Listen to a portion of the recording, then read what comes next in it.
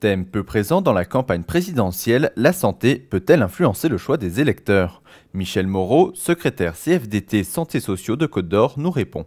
Je peux guère vous répondre. À partir du moment où il n'y a pas d'annonce choc et tout, les gens suivent un peu les discours qui sont retransmis par les médias, quoi. Il y a pas, dans la campagne, on entend parler très peu de santé, alors que, qu'on le veuille ou pas, une population en bonne santé dans un pays, c'est aussi un gage c'est un gage de performance, c'est un gage de productivité. Voilà, ça c'est, y compris au niveau économique, c'est prouvé que quand une population est bien physiquement, bien mentalement, c'est une population qui a de l'attractivité, qui produit, aussi qui consomme. Voilà, donc c'est un enjeu important en termes de population de civilisation. C'est un enjeu très important. La prise en charge en France de la santé, par exemple, si on prend deux pays, on va prendre les États-Unis qui essaient de mettre en place une sécurité sociale et la France. La France, c'est un acquis de 45.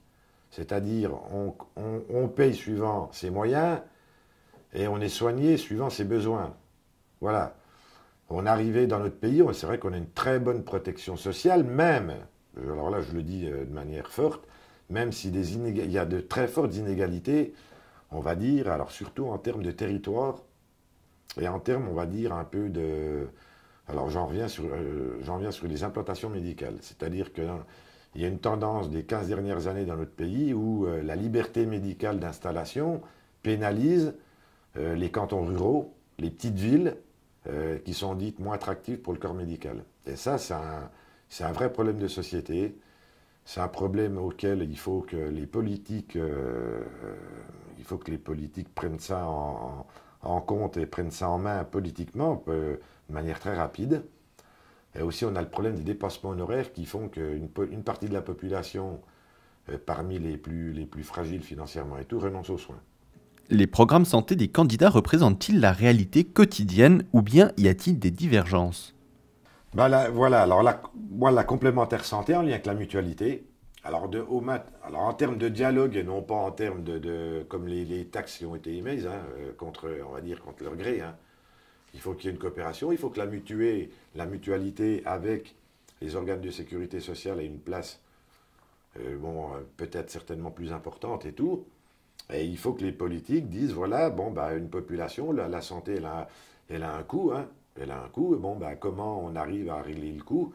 Et il faut que tout le monde, autour d'une table ronde, dise, voilà, on en est Ensuite, il faut aussi que on va dire, le panier de soins, il soit mis en place là où il y a des besoins et non pas là où il y a l'intérêt, même s'il est entendable, hein, je le redis, moi, l'intérêt individuel d'un médecin, c'est entendable. Mais à un moment donné, il a choisi une profession.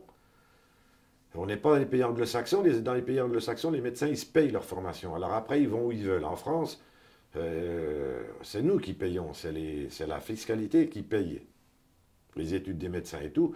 Il faut qu'il y ait des contreparties. Donc il faut négocier aussi avec les syndicats de médecins, avec les syndicats hospitaliers, etc. pour que, au plus près des cantons, dans les cantons où il y a des problèmes de désertification médicale, voire les départements, je vais vous citer la Nièvre, hein. La Nièvre, il y a des problèmes de santé terribles, hein. Et donc, par exemple, il n'y a plus de neurologue dans la Nièvre, pratiquement. Il doit en rester un pour toute la Nièvre. Donc, vous voyez que les gens, pour quoi un neurologue, ils font 200 km. Bon, c'est pas normal, quoi. Voilà.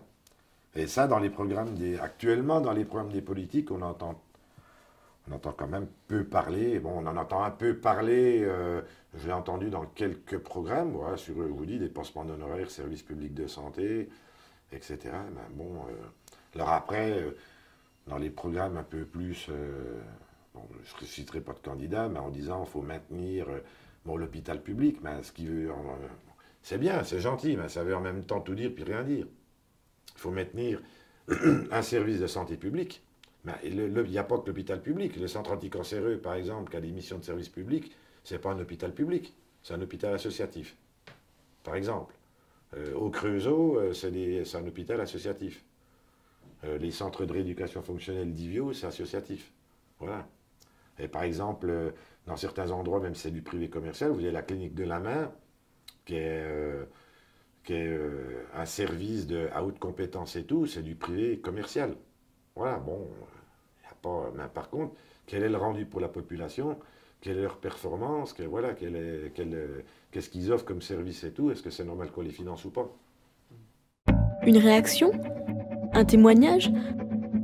Commentez ce reportage sur dijonsanté.fr.